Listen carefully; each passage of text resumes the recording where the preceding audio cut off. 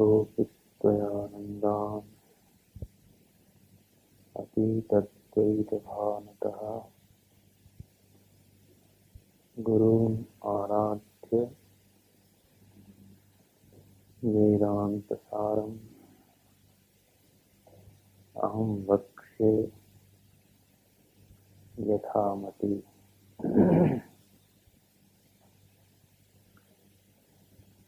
अहं वेदान्तसारं यथामति वक्ष्ये किं कृत्वा गुरुम् आराध्य कीदृशं गुरुम् अर्थतोऽपि अद्वयानन्दान्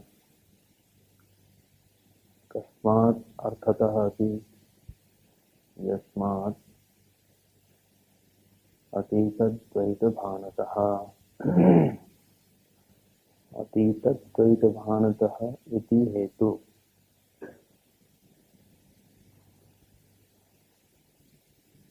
यह हेतु है किसमें?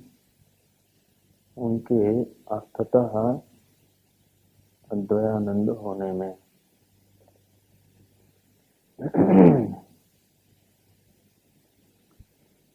इस प्रकार से आत्मस्वरूप प्रत्यक्ष आत्म अभिन्न जो गुरु हैं उन्हीं का आराधन किया है।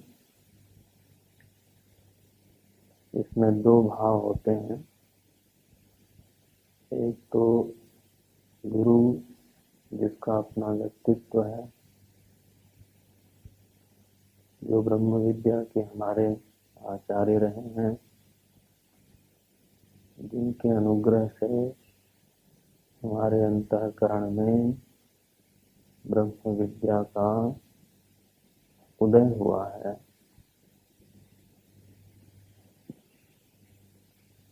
उन गुरु की आराधना करके। लेकिन यह गुरु शब्द का वाच्यार्थ है। गुरु शब्द का लक्ष्यार्थ स्वयं आत्मा है। गुरु शब्द का लक्ष्यार्थ स्वयं ब्रह्माकार वृत्ति है।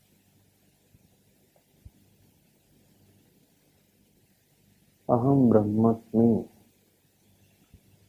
इति वृत्ति एव गुरु शब्दस्य लक्ष्यार्थः। कारण ये है कि अंतरंग में अविद्या का नाश करने वाली यही वृत्ति है। अंतरंग में तत्व का दर्शन कराने वाली यही वृत्ति है। इसलिए गुरु का भीतर जो रूप है, लक्ष्यार्थ रूप में जो रूप है, वह प्रत्येक आत्मा से अभिन्न है। तो गुरु की आराधना दो स्तरों पे होती है। एक तो उसके महान व्यक्तित्व की आराधना, उसका स्मरण, उसका अनुसरण, उसका अनुस्मरण, यह वाच्यार्थ की आराधना है। दूसरा अर्थतः अपि, जो गुरु सच में है, जो उसका लक्ष्यार्थ है, उसकी भी आराधना होती है। माने प्रत्येक आत्मा रूप से उसका स्मरण करना। ये दो स्तरों पे गुरु की आराधना की है। यहाँ पे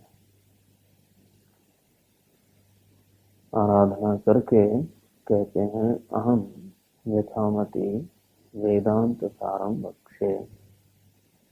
मैं यथामति वेदांत सार का प्रकरण प्रस्तुत करता हूँ।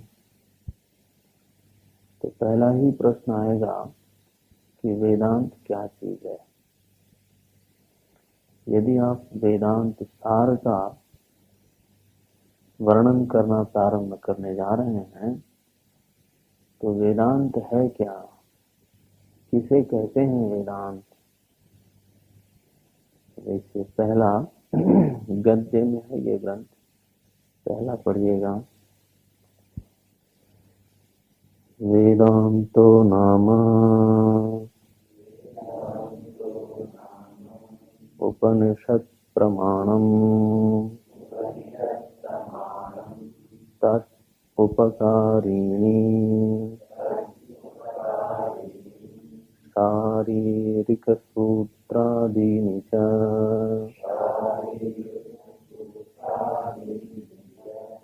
वेदांतो नाम उपनिषत् प्रमाणम्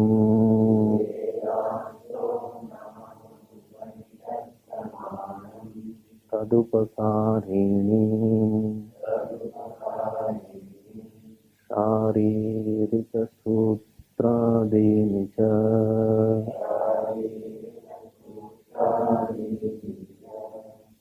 वेदांतो नाम उपनिषत् प्रमाणम।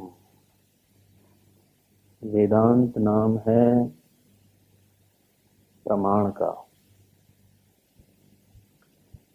वेदांत की जो मूल भूमिका है, मूल परिभाषा की है यहाँ पे, वह प्रमाण के रूप में की है। वेदांत क्या है तो आप कहेंगे प्रमाण है। वेदांतो नाम प्रमाणम। वेदांत प्रमाण का नाम है और प्रमाण की भूमिका है प्रमा की उत्पत्ति करना।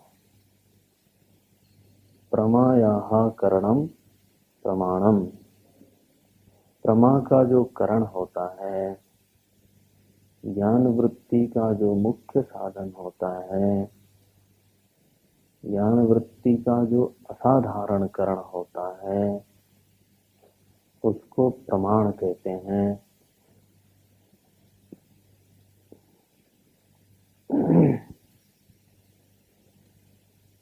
तो वेदांत प्रमाण है तो उसका एक विषय होना चाहिए और फिर प्रमाणों में वह कौन सा प्रमाण है, दो प्रश्न आते हैं। एक बात ध्यान रखना कि वेदांत कोई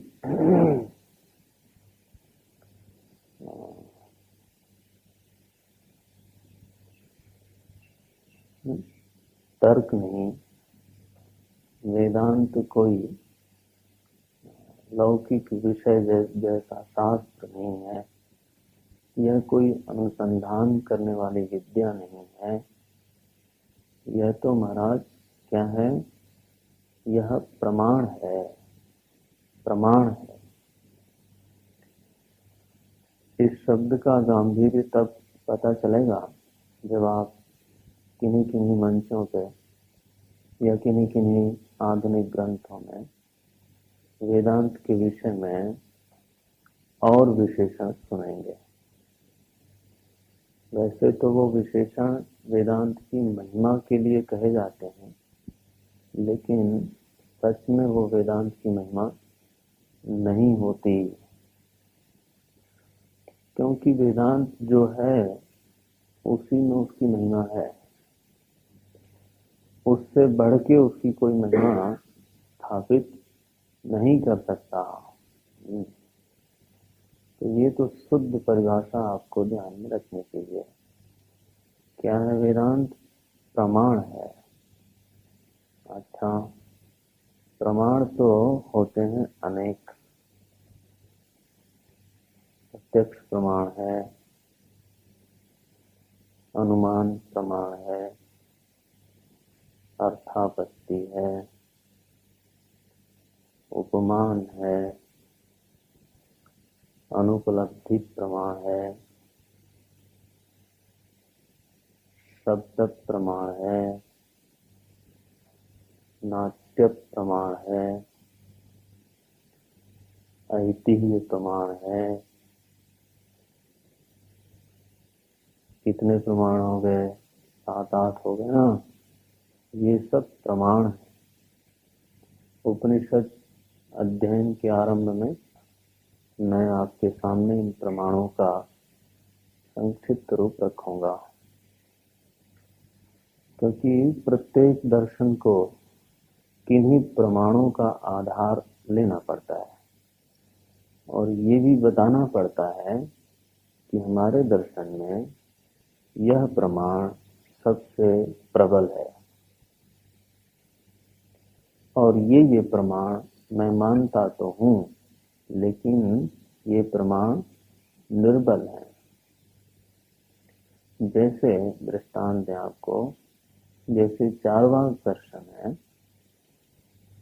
उसने अपने समस्त ज्ञान का साधन प्रत्यक्ष प्रमाण को माना। बाकी प्रमाणों को वो मानता है, ऐसा नहीं है कि वो बिल्कुल ही नहीं मानता, लेकिन उनको निर्बल मानता है। माने जैसे कि साधारणतः चार्वाक लोगों पे यह आक्षेप किया जाता है कि अगर आप केवल प्रत्यक्ष को मानते हैं तो अपने माता पिता को आप कैसे जानते हैं, ऐसा कहते हैं। क्योंकि माता पिता जो हैं वो तो अनुमान सिद्ध हैं महाराज, अथवा किसी के शब्द प्रमाण से सिद्ध हैं। कोई कहेगा ये आपकी माता है, ये आपके पिता हैं, तभी तो प्रत्यक्ष रूप से तो संबंधों की सिद्धि होती ही नहीं। ये हमारे भाई हैं, बड़े हों तो कैसे जानेंगे, छोटे भी हों तो कैसे जानेंगे। प्रत्यक्ष रूप से तो स्त्री पुरुष ही दिखते हैं, फिर बहन तो प्रत्यक्ष नहीं होती है जी। यह सब तो प्रत्यक्ष नहीं है, यह सब तो दूसरे प्रमाणों से सिद्ध संबंध हैं। तो चार्वाक के ऊपर यह आक्षेप किया जाता है कि आप तो व्यवहार ही नहीं कर सकते। केवल प्रत्यक्ष को यदि आप मान के चलेंगे तो आपका व्यवहार हो ही नहीं सकता, क्योंकि नेत्र की सीमा 2 किलोमीटर से ज्यादा क्या है, कान की सीमा 1 फरलांग 2 फरलांग, गंध की माने इंद्रियों की तो बड़ी सीमा है। और हमें कहीं जाना हो तो हमें ये तो अनुमान होगा ना, या हम शब्द से जानेंगे कि ये ट्रेन यहाँ से चलती है, इतने बजे चलती है, उसका इतना किराया है। यह सब प्रत्यक्ष हमेशा थोड़ा होता है। यह सब तो या तो अनुमान से होता है या शब्द से सिद्ध होता है, ऐसा। तो ध्यान रखना, चार्वाक लोग मानते हैं, सारे प्रमाणों को मानते हैं, प्रत्यक्ष को भी मानते हैं तो अनुमान को भी मानते हैं और लौकिक शब्द प्रमाण को भी मानते हैं। लेकिन उनके साथ समस्या केवल इतनी है कि वह इन प्रमाणों को निर्बल मानते हैं। सबल प्रमाण किसको मानते हैं? प्रत्यक्ष को। इसलिए उनके जीवन में प्रत्यक्ष की प्रधानता है, उनके जीवन में प्रत्यक्ष का प्रभाव है। प्रत्यक्ष का प्रभाव माने इंद्रिय ज्ञान का प्रभाव और बुद्धि ज्ञान इंद्रिय ज्ञान के अधीन होता है। सोचो कैसा जीवन होगा यदि इंद्रिय ज्ञान के अधीन बुद्धि का ज्ञान रहे। बुद्धि का ज्ञान है तो सही, लेकिन जीवन में उसका प्रभाव नहीं है। प्रभाव किसका है? इंद्रिय के ज्ञान का है। तो यदि हमारा ऐसा जीवन है तो हम क्या हैं? चार्वाक हैं। पढ़े भले वेदांत, लेकिन हमारी जो दार्शनिक भूमि है वो चार्वाक की है। देखिए, तो प्रमाण जो है हर दर्शन के लिए एक आवश्यक घटक है कि आप जो निष्पत्तियां निकाल रहे हैं उन निष्पत्तियों के आधार में प्रमाण कौन सा है। अच्छा, और ठीक है, कितने प्रमाण मानते हैं, उन प्रमाणों में से आपकी दृष्टि में सबसे सबल प्रमाण क्या है, इसका निश्चय क्यों कराया? क्योंकि यदि वह सबल प्रमाण कुछ कहता हो और उसकी अपेक्षा अन्य प्रमाण कुछ कहते हो तो आप किसको मानेंगे? सबल को। गिलास में पानी रखा है, शीशे के गिलास में, उसमें आपने पेंसिल डाला, तो पेंसिल कैसी दिखेगी? टेढ़ी। टेढ़ी हो जाएगी ना। तो इंद्रिय ज्ञान हुआ कि पेंसिल टेढ़ी दिखती है, और बुद्धि ज्ञान है कि नहीं, पेंसिल तो टेढ़ी नहीं है। अब किसका प्रभाव आप मानेंगे? क्योंकि दो प्रमाण हैं और दोनों ज्ञान दे रहे हैं और दोनों का ज्ञान परस्पर विरोधी है। तो ऐसे में किसी एक को प्रबल तो मानना ही पड़ेगा।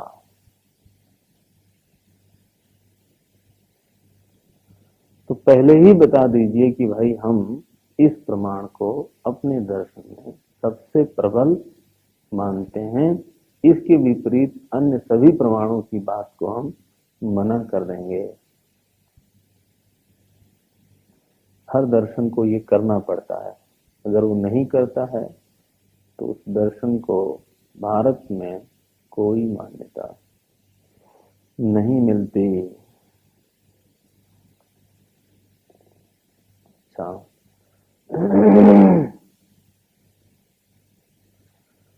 न्याय दर्शन के हिसाब से देखो, न्याय दर्शन में प्रमाण सभी माने गए हैं प्राय।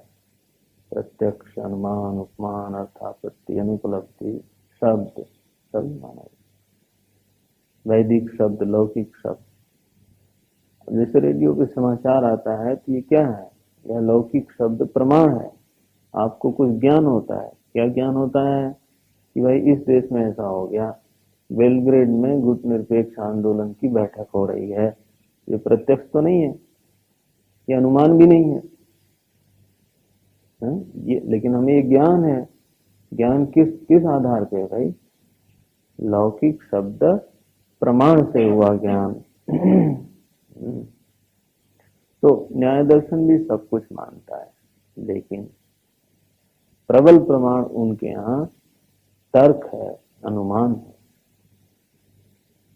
तो वैदिक दर्शन होने के पश्चात भी, आस्तिक दर्शन होने के पश्चात भी, यदि तर्क वेद वाक्यों के अर्थ के विरुद्ध ठहरता हो तो वह उस अर्थ को बदल देंगे, तर्क को नहीं बदलेंगे।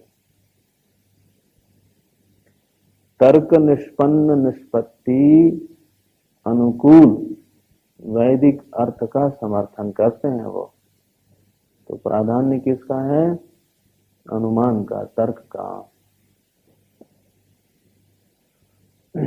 तर्क के पोषण के लिए श्रुति का आश्रय लेते हैं, वो भी कम, क्योंकि न्याय दर्शन पढ़ते समय दिखता है कि श्रुति के उद्धरण भी यदा कदा यत्र तत्र कहीं दिख जाते हैं।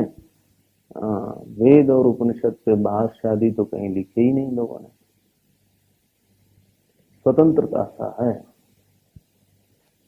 अच्छा, तो वेदांत क्या है? वेदांत दर्शन का प्रमाण क्या है? इन्होंने कहा वेदांत दर्शन क्या, वेदांत स्वयं प्रमाण का नाम है। देखो फर्क देखना अन्य दर्शनों में और इस दर्शन में। न्याय को प्रमाण नहीं कहते, न्याय क्या है, एक दर्शन है। लेकिन जब आप कहते हैं वेदांत एक दर्शन है, तो यह बात बहुत ठीक नहीं है।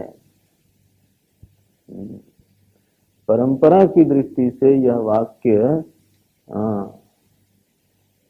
बहुत उचित नहीं है। लोग कहने लगे अद्वैत दर्शन है। चलो यहां तक तो समझ में आता है, अद्वैत तो किसी हद तक हम मान लेते हैं कि दर्शन है।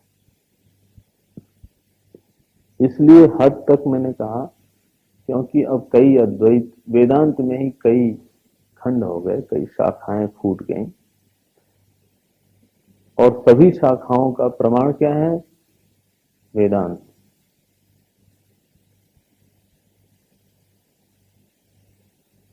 अद्वैत, विशिष्टाद्वैत, शुद्धाद्वैत, द्वैत, द्वैताद्वैत और शिवाद्वैत, ये षट वेदांत हो गए। और 6 के 6 मतों का प्रमाण वेदांत। इसलिए सभी अपने आप को वेदांती कहते हैं, और सभी वेदांतियों का प्रमाण कौन हुआ, वेदांत ही हुआ। बोले अरे महाराज ठीक है, वेदांत किसे कहा आपने, वेदांत प्रमाण है, ये बात ठीक है, लेकिन वह प्रमाण शब्द रूप में है कि अनुमान रूप में है कि प्रत्यक्ष रूप में? बोले नहीं, शब्द रूप में है। ये कौन सा शब्द है, लौकिक या वैदिक? इन्होंने कहा वैदिक। तो वेदांतो नाम उपनिषद प्रमाणम, ऐसा अर्थ समझ इसका। उपनिषद शब्द की ये महिमा है। वेदांत प्रमाण है, यह ठीक है, लेकिन कौन सा प्रमाण है, शब्द प्रमाण है। कौन सा शब्द, वैदिक शब्द प्रमाण है। तो निश्चित करो इसमें वेदांतो नाम उपनिषद प्रमाणम का अर्थ हुआ वेदांत वैदिक शब्द प्रमाण का नाम है, न कि प्रत्यक्ष प्रमाण का, न कि अनुमान का, न कि उपमान का, न कि अर्थापत्ति अनुपलब्धि इत्यादि इत्यादि। तत् उपकारिणी, तो मूल बात ये कह दी कि शब्द प्रमाण को ही हम वेदांत कहते हैं, और वह वैदिक शब्द होना चाहिए, और वैदिक शब्दों में भी उपनिषद होना चाहिए। एक और क्लासिफिकेशन है, उपनिषद होना चाहिए, कर्मकांड नहीं। वैदिक होने के बाद भी जो वेदांत प्रमाण जिसको हम कह रहे हैं, वह उपनिषद शब्द राशि जो प्रमा की उत्पत्ति का साधन है, उसको हम कह रहे हैं। तो वेदांतों में भी माने वैदिक शब्दों में भी जो औपनिषदिक खंड है, वह प्रमाण है। मूल प्रमाण यही है, तद उपकारिणी। अब ध्यान रखना, इसी के अनुकूल, इसी उपनिषद के उपकारी, सहकारी, अनुकूल जो प्रकरण ग्रंथ हैं, प्रक्रिया ग्रंथ हैं, सूत्र ग्रंथ हैं,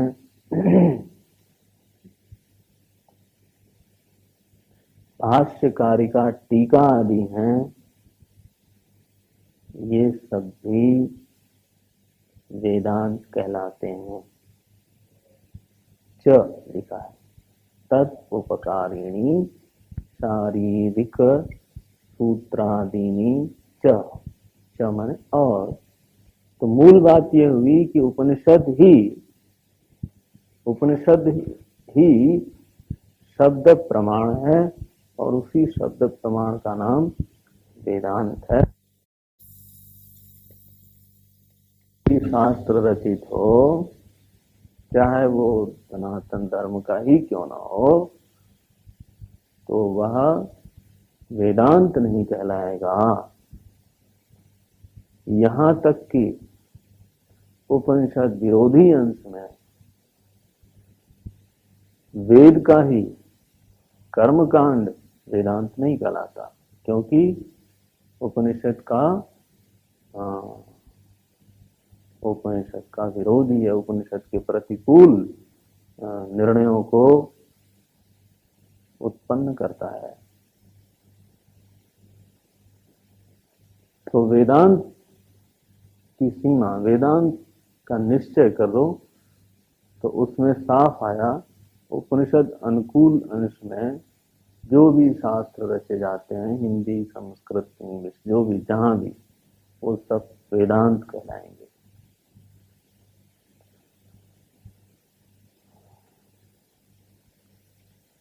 आदीनी च में तो सारे आ जाते हैं, लेकिन मुख्य रूप से एक शब्द दे दिया उन्होंने, शारीरिक सूत्र। शारीरिक सूत्र का अर्थ क्या होता है?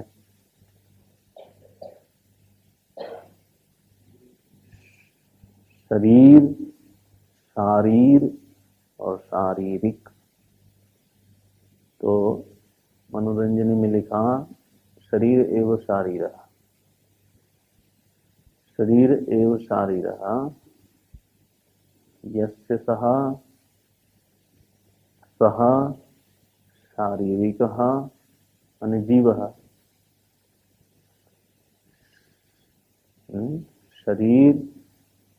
शरीर का जो संबंधी है, शरीर का जो स्वामी है, शरीर से जो तादात्म्यापन्न है, उसको कहते हैं, क्या कहते हैं? शारीरिक। वैसे तो लौकिक भाषा में शारीरिक माने ऐसा कहते हैं, शारीरिक कष्ट माने देह का कष्ट, शारीरिक अध्ययन माने देह का अध्ययन। शरीरस्य अध्ययनम इति शारीरिक अध्ययनम। लेकिन शास्त्र में यहाँ पर शारीरिक अध्ययन माने जीव का अध्ययन, क्योंकि शारीरिक का अर्थ होता है क्या? जीव।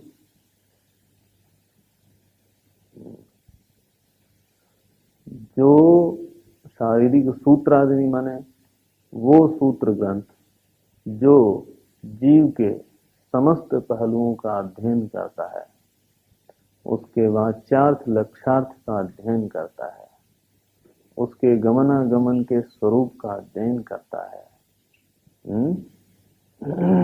उस सूत्र को शारीरिक सूत्र कहते हैं। इसी को ब्रह्म सूत्र भी कहा गया, इसी को वेदांत सूत्र भी कहा गया, और कहीं कहीं इसी को बादरायण सूत्र भी कहा गया है।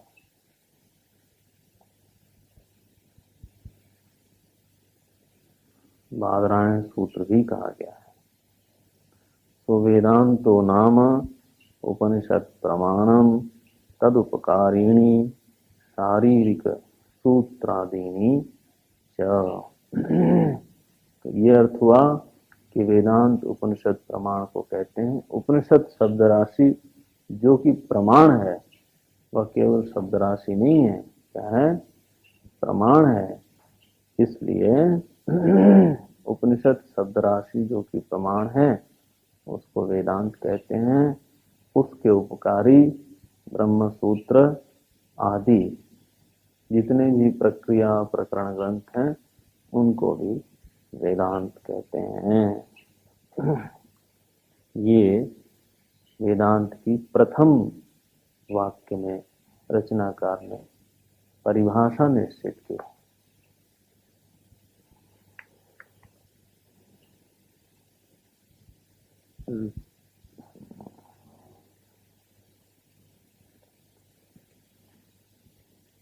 ठीक है यही वेदांतस्य सारम इति वेदांत सारम।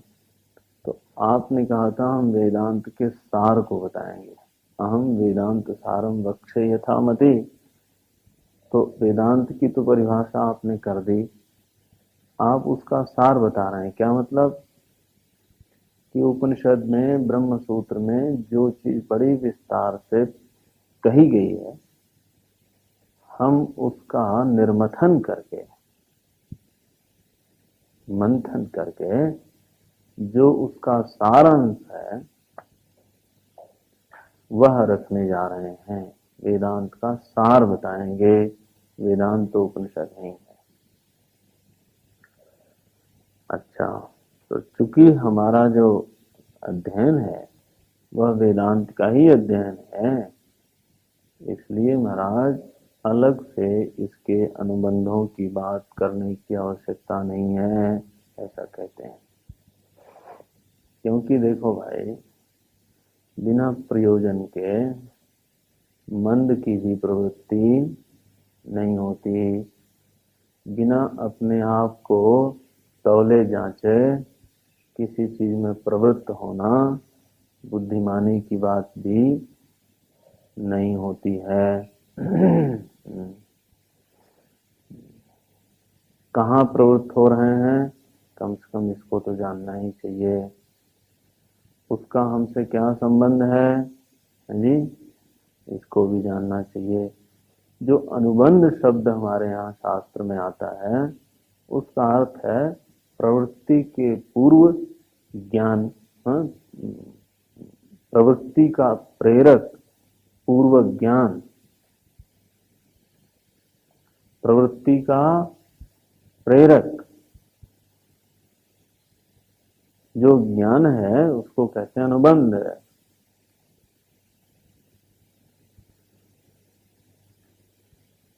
और इसको ठीक करना हो तो शुद्ध प्रवृत्ति का प्रेरक, ऐसा कहें। वैसे प्रायः लोग समझते हैं, प्रवृत्ति समझते क्या, हम सभी लोग मानते हैं प्रवृत्ति का प्रेरक इच्छा है, ऐसा समझते हैं।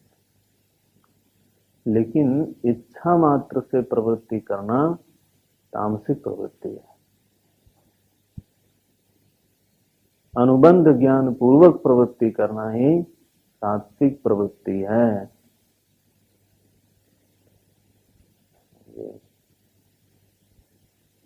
उसमें क्या क्या होना चाहिए? पहली बात तो हम कहाँ प्रवृत्त हो रहे हैं, विषय।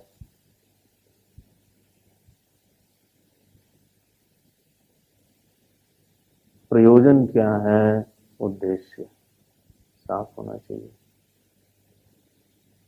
हम अधिकारी हैं कि नहीं, ये अपनी सामर्थ्य का मापतौल। और हम माने जिस जहां प्रवृत्त हैं उससे हमारा संबंध क्या है।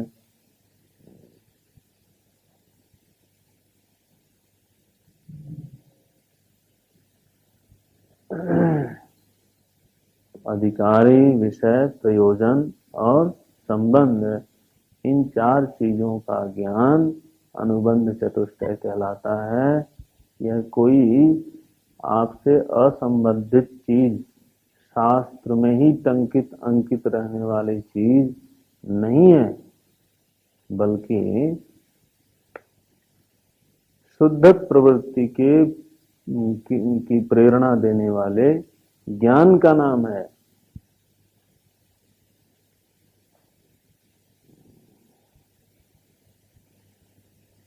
ना भाई। प्रयोजन का ज्ञान ना हो और आप प्रवृत्त हो जाएं, मूर्खता है। अपनी सामर्थ्य का ज्ञान ना हो और हम प्रवृत्त हो जाएं, ये भी एक दूसरी मूर्खता है। हमें मालूम ही नहीं हो कि कहाँ जा रहा हूं और प्रवृत्त हो जाए, ये तो कोई बना नहीं ना बात। किसी कर्तव्य का ब्रह्मचारी से संबंध है कि नहीं है, ब्रह्मचर्य आश्रम से ये जाने बिना ही, है जी, तो प्रवृत्ति का प्रेरक ज्ञान अनुबंध चतुष्टय कहलाता है। तो इसीलिए हमारे वैदिक शास्त्रों में अथवा शिष्ट शास्त्रों में ग्रंथारंभ के पहले ही अनुबंध चतुष्टय की चर्चा की जाती है। इसलिए की जाती है क्योंकि भाई प्रवृत्ति के पहले इसकी आवश्यकता हो। व्यक्ति समझ ले, पाठक श्रोता स्वाध्यायी समझ ले कि भाई इसमें हमें प्रवृत्त होना चाहिए या नहीं। बात सीधी।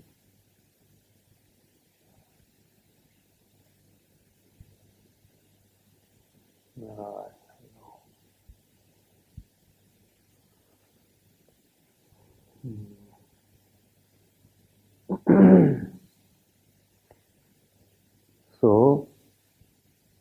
आगे अनुबंध की थोड़ी सी बात करते हैं। पाठ कर लीजिए।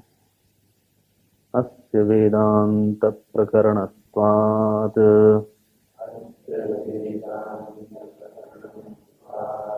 तदीयैः एव अनुबंधैः तद्वता सिद्धेः न ते पृथगालोचनीयाः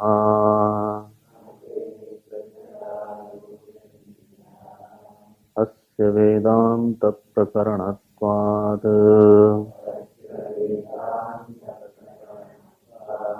तदीयैः एव अनुबंधैः तद्वता सिद्धेः न ते पृथगालोचनीयाः।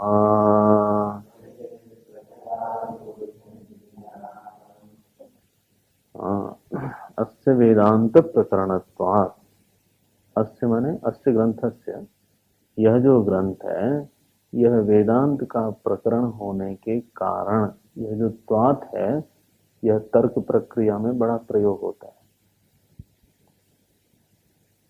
त्वात्, तस्मात् यस्मात् कम प्रयोग होता है, त्वात् ज्यादा प्रयोग होता है। प्रकरणत्वात्, प्रकरण होने के कारण, ऐसा अर्थ हुआ। अस्य वेदांत प्रकरणत्वात्, यह वेदांत का प्रकरण होने के कारण, तदीयैः एव अनुबंधैः, वेदांत के जो अनुबंध हैं वही अनुबंध इस ग्रंथ के भी होंगे। न ते पृथक आलोचनीयाः, इस ग्रंथ का अनुबंध अलग से देखने की जरूरत नहीं है। न ते माने अनुबंधाः, न ते अनुबंधाः पृथक आलोचनीयाः।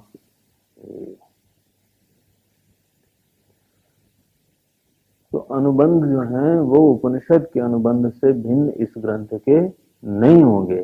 क्यों नहीं होंगे? तद्वता सिद्धे है। तद्वता सिद्धे माने क्योंकि यह वेदांतवत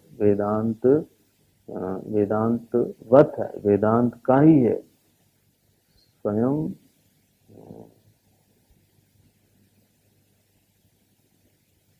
स्वयं वेदांत है, ऐसा कह लो, स्वयं वेदांत है। तद्वता, तद्वता हमने तत्सदृश होने के कारण, तदुपकारी होने के कारण, सहकारी होने के कारण, ऐसा लो।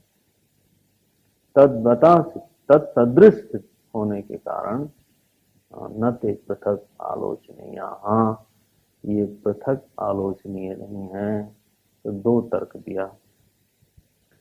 तद्वता सिद्धे, तद्वत होने के कारण, ठीक, तद्वत क्यों हुए इसका तर्क है, इसका हेतु दिया प्रकरणत्वात्, वेदांत प्रकरणत्वात्, क्योंकि वेदांत का ही यह प्रकरण है, इसलिए तद्वत है, और इसलिए इसके अनुबंध वेदांत से पृथक नहीं देखने चाहिए। देखिए उसमें हेतु हेतु देते जा रहे हैं, क्योंकि यह देखो भाषा कैसी है, तर्क की थोड़ी सी प्रधानता है इसमें। क्योंकि यह वेदांत का प्रकरण है, इसलिए तद्वत है, इसलिए इसका अनुबंध अलग से देने की आवश्यकता नहीं है। क्योंकि इसलिए ऐसा है बनाइए। प्रकरणत्वात् अस्य वेदांत प्रकरणत्वात् तदीयैः एव अनुबंधैः तद्वता सिद्धेः न ते पृथक आलोचनीयाः। आप स्वयं जब पढ़ें इन वाक्यों को तो पहले ऐसा देखें, अस्य अस्य ते अनुबंधाः न पृथक आलोचनीयाः, मुख्य वाक्य है। इसके अनुबंध, इसके वे अनुबंध पृथक आलोचनीय नहीं है, ये मुख्य वाक्य है। फिर बीच में हेतु है, क्यों नहीं है? तद्वता सिद्धे है, तद्वत सिद्ध होने के कारण। क्यों तद्वत सिद्ध हैं? कहा वेदांत प्रकरणत्वात्। तब इसके अनुबंध क्या होने चाहिए? तदीयैः एव अनुबंधैः। तब वेदांत के ही अनुबंध, इसके भी अनुबंध होने चाहिए। अच्छा ठीक है भाई, अलग से आप अनुबंध नहीं बताना चाहते, मत बताइए, ठीक है, मान लिया मैंने। वेदांत का अनुबंध क्या है? अगर ये प्रश्न कर लिया तो ठीक है, इस ग्रंथ का अलग से कोई अनुबंध चतुष्टय नहीं है, लेकिन वेदांत का ही अनुबंध क्या होता है मुझे नहीं मालूम। तब अब जो है ये शास्त्रकार बड़े सूक्ष्म रचनाकार रहे होंगे। अब मानो जो अनुबंधों की चर्चा कर रहे हैं वो किसकी कर रहे हैं? वेदांत की, अपने ग्रंथ की नहीं। अपना ग्रंथ तो वेदांत तद्वत है, ये उन्होंने कह दिया। अब जो वर्णन है, अब जो व्याख्या है, वो वेदांत के अनुबंध की है। देखो इस तरह से प्रधानता किसकी रखी? वेदांत की, इस ग्रंथ की नहीं। और जो उन्होंने कहा था तद उपकारिणी, उसका अर्थतः यहाँ पे प्रकाशन हुआ। क्योंकि यदि यही ग्रंथ वेदांत प्रतिकूल हो जाए तो इसका कोई मतलब नहीं है। किसी भी अंश में प्रतिकूल नहीं होना चाहिए। अपने ही ग्रंथ को है तदुपकारी बताते हैं, तत्सहकारी बताते हैं, तद्वत बताना चाहते हैं, नीचे रखना चाहते हैं, ये भावना है। प्रकरणत्वात् का अर्थ जान लीजिए, आगे कल देखेंगे। प्रकरण का अर्थ होता है जो शास्त्रों में, पुराणों में एक जगह श्लोक आया है जिसको प्राय लोग कोट करते हैं, शास्त्रैक देश संबद्धम,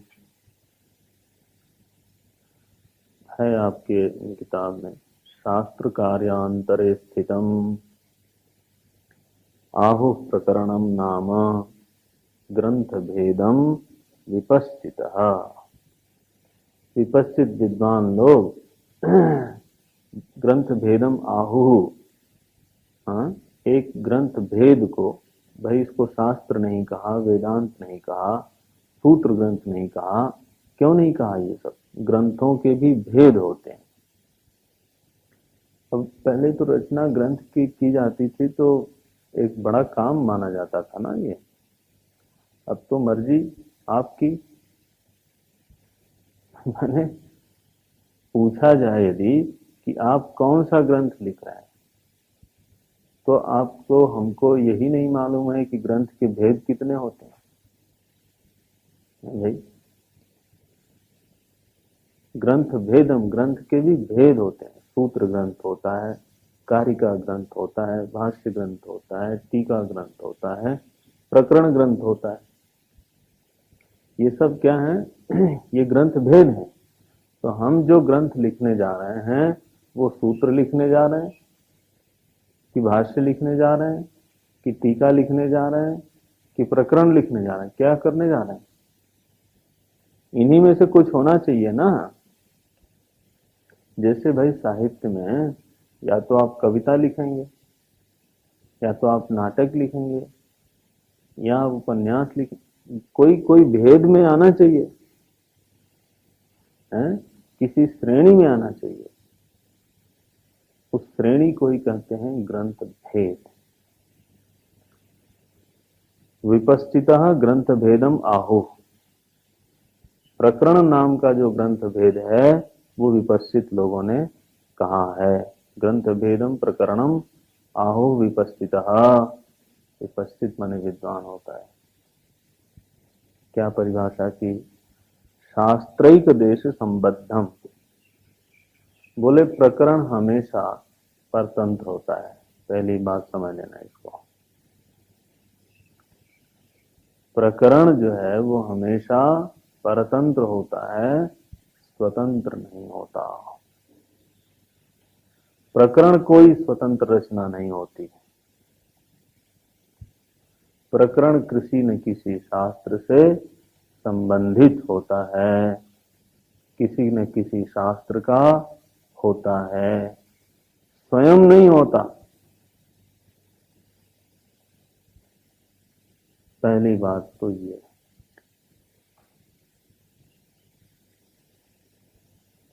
अब जैसे तत्वबोध कोई स्वतंत्र रचना नहीं है, वह वेदांत का है। वेदांत विषय के अधीन उसका विषय होना चाहिए, तब जाके वो प्रकरण ग्रंथ होगा। ऐसे नहीं हो जाएगा। प्रकरण माने किसी शास्त्र की अधीनता हो, किसी शास्त्र से संबद्धता हो। पहली बात।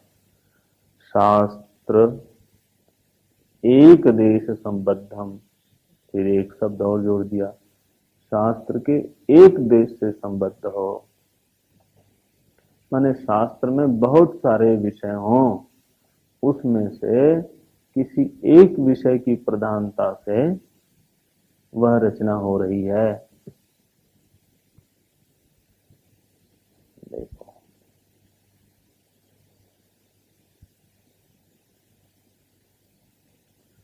शास्त्र कार्यांतरे स्थितम, और उस विषय की स्पष्टता के लिए यदि अन्य शास्त्रों की भी उसे आवश्यकता पड़े तो उनकी सहायता वो ले सकता है। मानिए अब इस ग्रंथ में या किसी भी ग्रंथ में, इसी ग्रंथ में नाना दर्शनों की चर्चा है। उपनिषद में तो इसकी चर्चा नहीं है, लेकिन ये कहेंगे चारवाक ने ऐसा कहा, मीमांसा ने ऐसा, आगे जाके कहेंगे। तो अब ये तो उपनिषद में नहीं है, लेकिन इन्होंने अन्य शास्त्रों का भी प्रकरण लिया, मदद ली, उल्लेख किया। तो उल्लेख किया किस लिए किया? इसलिए किया कि जिस जिस शास्त्र से संबंधित हैं और उस शास्त्र के जिस देश से संबंधित हैं वह देश और अधिक स्पष्ट हो जाए, इसलिए किया। शास्त्रैक देश संबद्धम शास्त्र कार्यांतरे स्थितम, ऐसा है। तो दो लक्षण हो गए प्रकरण के। एक तो वह अधीन होना चाहिए, परतंत्र होना चाहिए, किसी न किसी शास्त्र का संबंधी होना चाहिए, और उस शास्त्र का अगर सर्वांग वर्णन करे तो वो स्वयं में शास्त्र हो जाएगा, वह फिर प्रकरण नहीं रहेगा। अरे भाई, लोक में भी इसी लक्षण को लेकर एक देश संबद्धता के कारण ही प्रकरण शब्द प्रचलित हुआ। जैसे कहते हैं ना कि अभी तो भाई रामायण में क्या चल रहा है, तो कहेंगे भाई राम जन्म का प्रकरण चल रहा है। क्या कहते हैं? प्रकरण चल रहा है। ये नहीं कि पूरी रामायण चल रही है तब प्रकरण नहीं होगा। क्या कहते हैं, अभी तो ये प्रकरण चल रहा है। ये प्रकरण माने एक देश से संबद्धता है ना।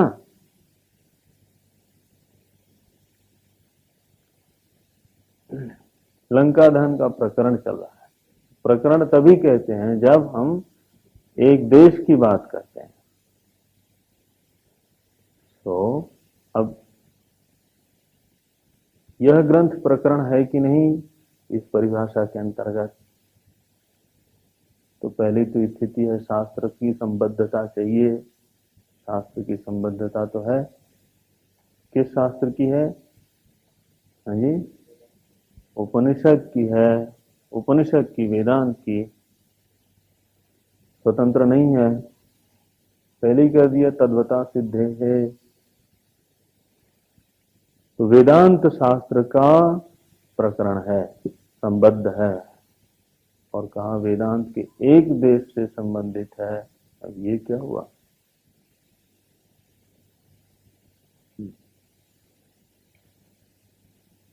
ये तो इतना व्यापक प्रकरण ग्रंथ है कि ऐसा लोग मानते हैं कि इसमें वेदांत के प्रायः प्रायः समस्त विषय आ गए हैं। फिर एक देश से संबद्धता कहाँ रही?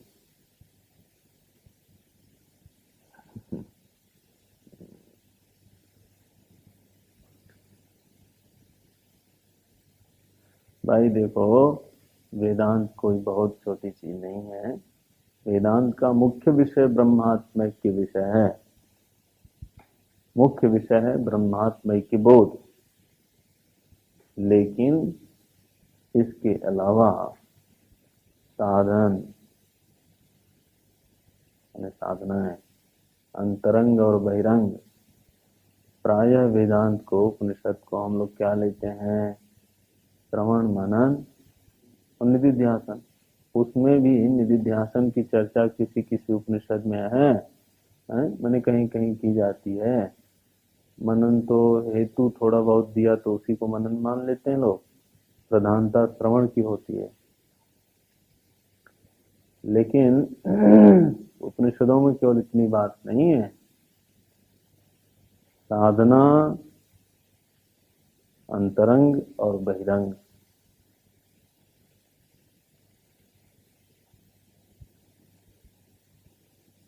व्यवहारिक स्तर पे जीव की गतियां, कितनी गतियां होती हैं, कैसे कैसे गमन करता है, ब्रह्म सूत्र पढ़ो तो इसमें बड़ा विस्तार मिलेगा आपको। गमनागमन का एक प्रकरण ही है पूरा। फिर समस्त सृष्टि का अध्ययन करने के लिए वेदांत में व्यापक कहीं कहीं ऐसा वर्णन है। आकाश का लक्षण बताया, प्राण का लक्षण बताया, बढ़ता गया।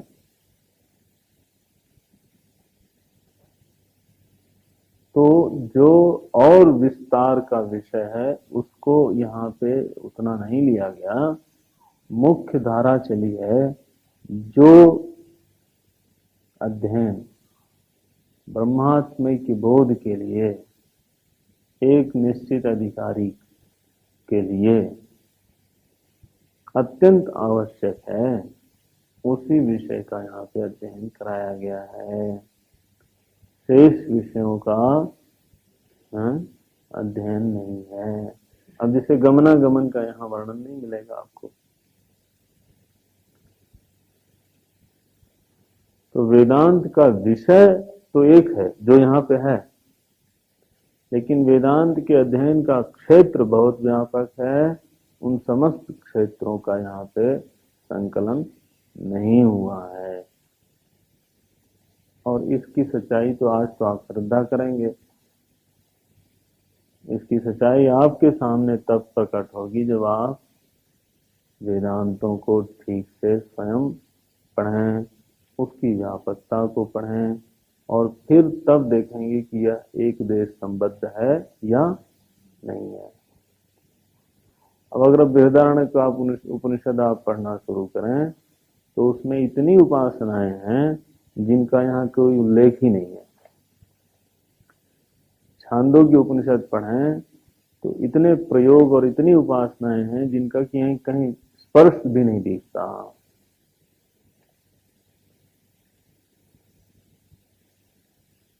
इन्हीं दो में नहीं, और भी उपनिषदों में उपासनाओं की चर्चा है जिसकी यहाँ पे बात नहीं है। एक देश संबद्धता और शास्त्रिक देश संबद्धता, और दूसरा लक्षण क्या बताया? शास्त्र कार्यांतरे स्थितम। दूसरा लक्षण है शास्त्र कार्यांतर। शास्त्र कार्यांतर माने अन्यान्य दर्शनों की भी चर्चा यहाँ पे हुई है विषय को स्पष्ट करने के लिए। इसलिए दोनों लक्षण घटित होते हैं। कहाँ पर? कहाँ पर? इस ग्रंथ में। प्रकरण तो तब कहा जाएगा जब घटित हो जाएंगे। इस ग्रंथ में इन दोनों लक्षणों का दर्शन होता है, इसलिए यह ग्रंथ प्रकरण ग्रंथ कहलाएगा। और चूंकि प्रकरण ग्रंथ कहलाएगा, इसलिए वेदांत कहलाएगा। तद्वता सिद्ध तब होगा, प्रकरणत्वात् तद्वता सिद्धे है। तो पहले तो यही सिद्ध करना है कि यह प्रकरण ग्रंथ है या नहीं है। फिर प्रकरण ग्रंथ है ये सिद्ध हो गया तो तद्वता सिद्धि हो गई। तद्वता सिद्धि हो गई तो सारे विषय उसी के हैं जो